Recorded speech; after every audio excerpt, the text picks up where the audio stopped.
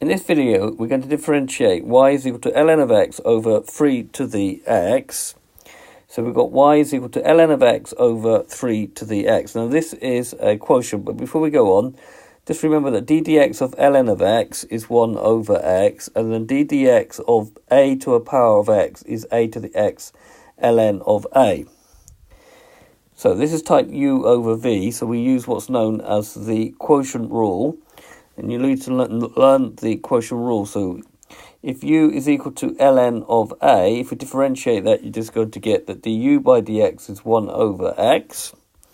And if v is equal to 3 to the x, then dv by dx will be 3 to the x ln of 3.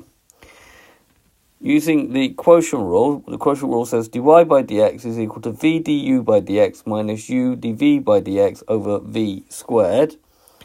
Therefore, dy by dx is going to be equal to v, which is 3 to the x, times du by dx, which is 1 over x. Now, make sure we use brackets here, minus u, which is ln of x, times dv by dx, which is 3 to the x ln of 3.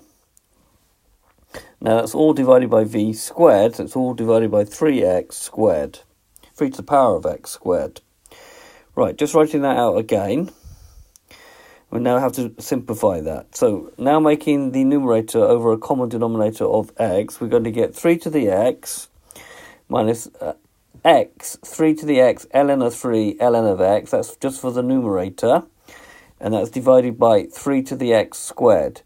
If you're not sure about that, just pause the video for a moment and just make sure that you're fully aware of that. Now, if you divide by a fraction, then that's right, multiplying by 1 over the fraction. So this now becomes 3 to the x minus x, 3 to the x ln of 3. We'll just get rid of those brackets, we don't really need them.